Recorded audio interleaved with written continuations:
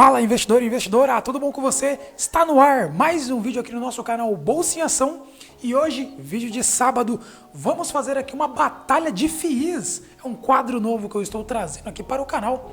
Para você que já é familiarizado aqui, nós já temos nosso famoso quadro Batalha de Ações, onde eu pego duas ações do mesmo setor e confronto, os dados fundamentalistas do último trimestre de ambas as empresas. Pois bem, vamos fazer quase a mesma coisa com os fundos de investimento imobiliário aqui. Vou pegar dois fundos do mesmo segmento, logístico, no caso do vídeo de hoje, e vamos confrontar alguns dados deles aqui. Bom, diferentemente das ações, os fundos imobiliários não têm necessariamente dados fundamentalistas, Tem alguns dados que mostram os fundamentos do fundo, como o PVP, o Dividend Yield e tal, e outros dados são mais qualitativos mesmo, Então eu espero que vocês gostem desse vídeo, espero que vocês aprendam bastante, com esse tipo de vídeo aqui. A ideia, no final das contas, não é trazer uma diquinha, qual que é o melhor fundo, não é bem isso, A ideia é mostrar o que você deve olhar, Te dar o caminho das pedras de como analisar fundo de investimento imobiliário, nem que seja de uma forma mais básica, nem que seja de uma forma mais simples, tá? Porque existem outras coisas mais complexas, que a gente tem que entrar mais a fundo lá no relatório gerencial desses fundos para poder entrar no detalhe. Não é o caso desse vídeo, essas batalhas de FIIs vai funcionar mais como uma ideia básica, uma ideia inicial, beleza? Então eu vou compartilhar aqui a tela do meu computador com vocês para a gente poder começar aqui a nossa batalha de FIIs. Então roda a vinheta e na sequência vamos lá pro conteúdo. Bom, galera, eu estou aqui compartilhando a minha tela com vocês, então vocês estão vendo aí a batalha de FIIs. No vídeo de hoje vai ser o HGLG11 contra o XPLG11, tá? Então eu vou apresentar aqui os indicadores, Então basicamente eu separei aqui em 9 dados, desses fundos. O primeiro é o patrimônio líquido, que mede a robustez desse fundo, Como é que a gente chega no patrimônio líquido? Basicamente a gente soma o valor de todos os imóveis que estão por debaixo do portfólio desses fundos, A soma total de cada imóvel vai dar o patrimônio líquido do fundo imobiliário. Próximo indicador aqui é o P sobre o VP, que basicamente vai dizer pra gente quantas vezes você está pagando a mais para ser acionista desse fundo ou quantas vezes a menos, Pode ser que esse fundo também esteja sendo negociado com desconto na bolsa de valores e aí isso daí vai se caracterizar uma boa oportunidade, tá? Próximo indicativo aqui é o Dividend Yield atual, Quem está pagando a maior porcentagem atualmente. Mas lembrando, quando a gente pega curto prazo, o último mês, por exemplo, pode ter algum fato não recorrente. Então, para a gente quebrar esses não recorrentes, o nosso próximo indicador aqui é o Dividend Yield dos últimos 12 meses, Então, dessa forma, a gente elimina os não recorrentes e pega um prazo um pouquinho mais longo aí. Bom, próximo indicativo vai ser as taxas, tá? Quantas taxas tem esse fundo e quais são os valores dessas taxas. Também isso aqui tem um peso muito importante, pode diminuir muito a nossa rentabilidade como investidor, como acionista, quando a gente investe em fundos que tem altas taxas. Próximo indicativo aqui vai ser a quantidade de imóveis, Qual fundo tem o maior número de imóveis por debaixo do seu portfólio. Isso aqui nos ajuda a eliminar ou diminuir, pelo menos, o risco de investir nesses fundos. Porque quanto mais imóveis tiver um fundo de investimento imobiliário, menor é a sua chance de quebrar ou de falir, Se tem bastante imóveis dentro desse fundo, um ou outro imóvel pode ficar vago, algum cliente pode sair, mas ainda existem outros imóveis, que vai continuar dando aquela sustância e aquele retorno em dividendos para nós acionistas. Então isso é extremamente importante entender aqui a diversificação de imóveis do fundo.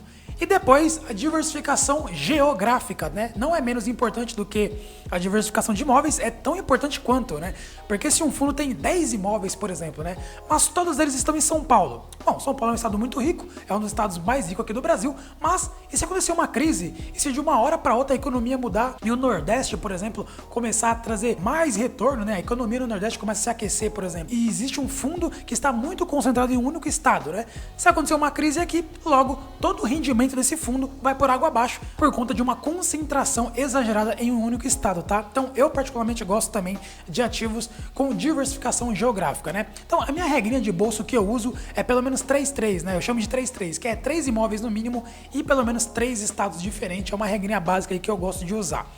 Depois vamos aqui a vacância física, irmão? Para você que não entende, a vacância física é o seguinte: suponhamos que debaixo de um fundo imobiliário existem 10 imóveis, E cada um desses imóveis tem 100 mil metros quadrados para ser alugados.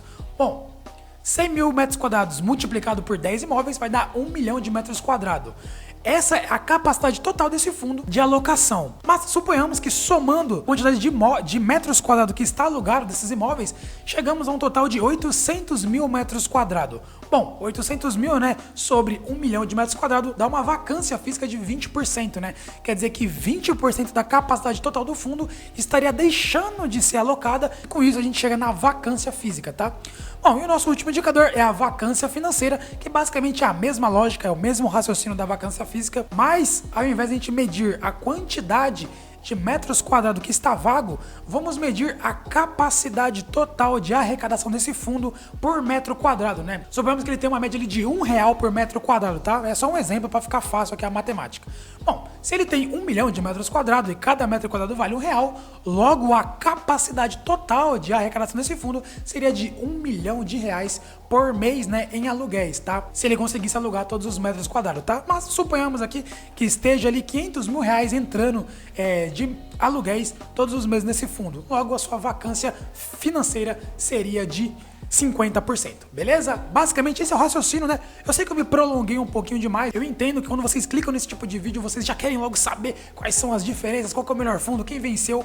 Mas eu não quero focar nisso, né? Eu quero focar em passar a educação financeira. Eu quero focar em levar informação de qualidade e fazer com que você entenda o que é que você deve olhar e como interpretar esses números que vocês vão olhar, beleza? Essa é a ideia, por isso que eu me prolonguei um pouquinho a mais aqui na apresentação dos indicadores. Então bora lá, vamos começar aqui, ó. Hoje, o HGLG11, né, ele está sendo cotado aí a R$171, né, cada cota, né, cada pedacinho desse fundo imobiliário, e o XPLG11 está a R$111. Então já quero deixar uma coisa bem clara, tá? Não quer dizer que o XPLG11 ele está mais barato do que o HGLG11, tá? Preço é diferente de valor, tá? Preço é o que você paga. Preço é isso aqui, ó, que você está negociando na tela. R$171 versus 111. Isso é preço, mas valor é o que está debaixo daquele fundo, né? Por detrás daquele fundo. Seus imóveis, os seus inquilinos, né? Quem são os clientes, a localidade desses fundos, entre outras coisas, tá? Então bora lá, vamos começar aqui. Nosso primeiro critério, como eu já mostrei, é o patrimônio líquido. Então hoje o XPLG11 tem um patrimônio maior do que o HGLG11, né? Cerca ali de 300 milhões de reais, tá? É a diferença de um para o outro. Então, o XPLG11 tem 3 bi de patrimônio líquido, enquanto o HGLG11 tem 2,7 bi. Os dois são extremamente robustos, tá? Isso tem que ficar bem claro. São os dois maiores fundos imobiliários de logística que nós temos na nossa bolsa atualmente. Mas, como a gente tem que escolher um, né? Ponto para o XPLG11, que ficou em primeiro lugar, tá?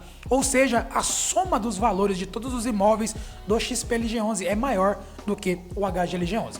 Próximo indicador aqui é o preço sobre o valor patrimonial, né?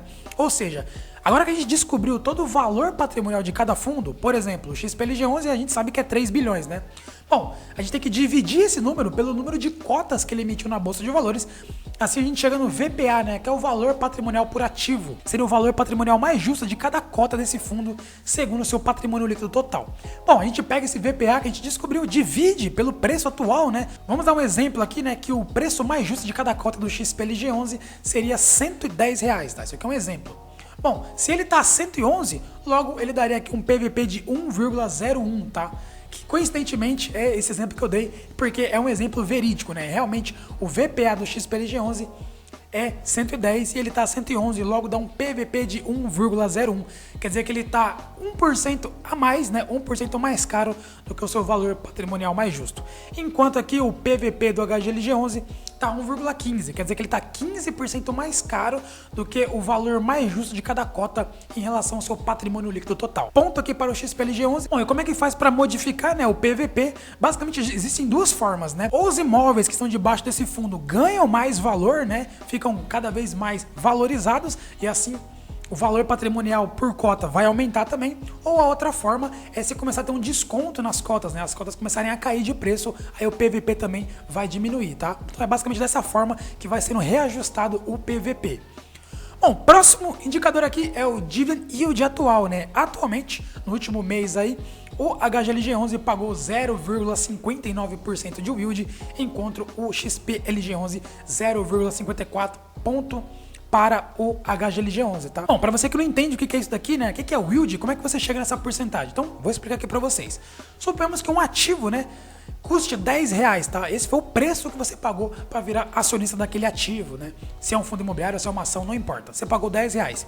E ele te deu de retorno, né? No próximo mês, R$1 para cada cota. Bom, 10 sobre 1 dá 10%, né? Então esse aqui seria um yield de 10%, tá? Claro que esse exemplo que eu dei foi um exemplo bem alto, né? Bem esticado aqui. Dificilmente, o dia é quase impossível você vai encontrar um fundo que paga ali 10% de yield ao mês, tá? É muito difícil, foi só um exemplo que eu dei aqui para vocês. Então hoje o yield aqui do HGLG11 está um pouquinho maior. Na média, realmente, essa aqui é a média dos fundos imobiliários, né? É 0,50, 0,60. Essa seria uma média interessante. Abaixo disso, já talvez não seja um fundo tão vantajoso para investir. E acima disso, talvez pode ser uma oportunidade. Mas aí temos que avaliar outras métricas, tá? Porque pode ser uma pegadinha do mercado também. Às vezes o fundo está pagando um yield muito alto porque ele está com algum tipo de renda mínima garantida, por exemplo, né? Ou porque algum cliente quebrou o contrato, vai desalocar aquele imóvel, tá? Vai devolver aquele imóvel e aí ele tem que pagar uma multa muito alta. Então, como entrou um dinheiro muito grande no fundo, pode ser que no mês seguinte ele paga um yield bem alto, tá? Mas aquele yield não vai ser recorrente, né? Então, cuidado com essas pegadinhas aí, beleza? Então, bora lá. Próximo indicador aqui é o Dividend Yield dos últimos 12 meses, tá? Então, o HGLG11 fez mais um ponto aqui. Ele pagou uma média de 6,37%, enquanto o XPLG11 ficou na casa dos 5,69%, né? Os dois estão bem próximos ali, mas ponto para o HGLG11 aqui. Próximo indicador são as taxas, né? Então, hoje os dois fundos têm taxa de administração, tá? A taxa de administração do HGLG11 é 0,6 ao ano, enquanto a do XPLG é 0,95, então tá um pouquinho mais caro a taxa de administração aqui do XPLG11. Talvez, né, por conta disso, o yield dele é um pouquinho menor, né? Porque o desconto na cota ali, quando você paga as taxas, é um pouquinho maior. Isso diminui o yield do fundo, tá? Bom, próximo indicativo é a quantidade de imóveis, né? Mais um ponto pro HGLG11, ó, virou. O HGLG11 saiu perdendo de 2-0, virou aqui para 4-2, né? Mais um ponto pro HGLG11, né? 17 imóveis debaixo do seu portfólio contra 13 do XPLG11. Bom, já dá para perceber aqui que os dois fundos são bem robustos, né? Existem bastante imóveis por debaixo desses fundos, mas como a gente tem que escolher um aqui, né? Ponto para o HGLG11, 17 contra 13.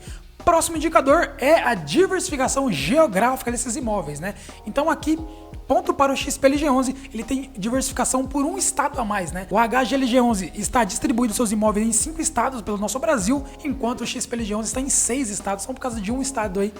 O XPLG11 pontuou aqui, então tá se recuperando ali 4-3 para o HGLG11 por enquanto. Nosso próximo indicativo é a vacância física, né? Eu já expliquei no começo do vídeo, então tá aqui, ó, ponto para o XPLG11, ele tem uma vacância física menor do que o HGLG11, né? 6,9 contra 7,6, né? Quase um empate técnico ali, mas ponto para o XPLG11, tem uma vacância física menor do que o HGLG11. Bom, se vocês for verem aí, tá 4-4, né? O XPLG11 abriu 2-0, tomou uma baita de uma virada, parecia que ia virar goleada, mas já se recuperou, 4-4. E vamos agora para o nosso nono e último indicativo, né? Já tá acabando o vídeo, calma aí. Que é a vacância financeira. E vamos lá, ponto para o XPLG11. Ele tem uma vacância financeira de apenas 3,1% da sua capacidade total de arrecadação, enquanto a vacância do HGLG11 está bem maior, né? 8,2%.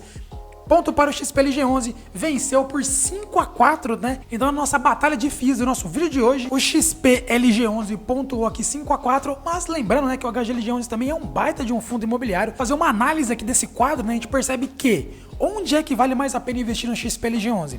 Vale mais a pena investir na sua robustez, então é um fundo um pouquinho mais robusto, mas o que não quer dizer que o HGLG11 também não seja, né? Os dois ali têm basicamente o mesmo valor de patrimônio líquido, né? Mas ponto aqui para o XPLG11. O desconto do XPLG11 está maior, ou seja, ele está mais barato na bolsa em relação ao HGLG11, né? Mas se você quer retorno, se você quer dividendos, né? Aí o HGLG11 seria mais interessante, a sua taxa seria menor também e você estaria mais diversificado em quantidade de imóveis, né? Você teria 4 imóveis debaixo desse portfólio em relação ao XPLG11. Bom, diversificação geográfica, eu vou dar aqui meio que um empate técnico, né? 5 contra 6, basicamente é um empate técnico. Mas aí nas vacâncias, né? Aí o XPLG11, ele já te traria um pouquinho mais de tranquilidade. Então assim, você quer robustez, um fundo grande, que tem baixa vacância e tá descontado? Vai de XPLG11. Se você quer o HGLG11, por quê? Você quer receber mais dividendos, né? pagar uma taxa menor e tá um pouquinho mais confortável em relação à diversificação, né? Ou seja, se acontecer alguma crise com alguns clientes aí, a gente percebe que o HGLG11 tem mais imóveis para sobreviver às crises do que o XPLG11, mas também 13 imóveis é imóvel pra caramba também, né? Então assim, os dois são excelentes fundos, por isso que eu quis começar esse nosso quadro aqui com dois fundos gigantescos aqui, para mostrar para vocês que não necessariamente quando um fundo ganha, quer dizer que o outro fundo é ruim. Não vamos ter esse raciocínio binário, tá? Um é bom, o outro é ruim, não. Os dois são bons, são excelentes fundos, mas como a gente tem que ter critérios claros aqui, o XPLG11 venceu a nossa batalha de hoje, beleza? Se você gostou desse vídeo, eu sei que ele ficou bem longo, bem grande, mas assim, eu não gosto de fazer conteúdo raso, eu não gosto de trazer vídeo rapidinho aqui, só para dizer que eu postei mais um vídeo, não. Eu vou trazer conteúdo que agregue valor para vocês, quero explicar bem mastigadinho, passo a passo, o que significa cada um dos indicadores, como interpretar esses dados aqui. E ainda assim, no final das contas, eu não quero descartar de uma vez por todas o fundo que perdeu, né? Eu tentei trazer aqui um raciocínio de o porquê que vale a pena investir em um e talvez o porquê que vale a pena para você investir no outro, mesmo que o outro perdeu. Aqui no caso do HGLG11, eu mostrei também critérios que talvez valha a pena você investir nele, né? Caso você queira mais dividendos, pagar taxa menor, ficar mais tranquilo em relação à diversificação de imóveis, talvez o HGLG11, mesmo perdendo, vale a pena, tá? Você pode ver aqui que foi 5-4, uma diferença, praticamente um empate técnico, né? 5-4 ali. Então, bem tranquilo, os dois fundos são excelentes para quem quer começar a investir em fundos imobiliários, beleza? Mas lembre-se, isso aqui não é uma recomendação de compra, é um vídeo informativo / educacional, quero ajudar você a entender melhor como analisar os fundos, beleza? Então, se você gostou, se você viu o valor desse conteúdo, se inscreve no canal para você não perder nada de todo o conteúdo que eu solto aqui todos os dias, pelo menos tem um vídeo novo para ajudar você a ser um investidor melhor, beleza? Então se inscreve aí, conto com você, cara. E compartilha esse vídeo nos seus grupos no WhatsApp, nos seus grupos no Facebook. Vamos levar a educação financeira para o nosso povo, para os nossos irmãos brasileiros aí. Vamos ajudar o nosso povo a investir cada vez melhor o seu dinheiro, beleza? Eu sou o Fernando Carvalho, esse é o nosso canal Bolsa em Ação e eu vejo você amanhã no nosso próximo vídeo. Valeu!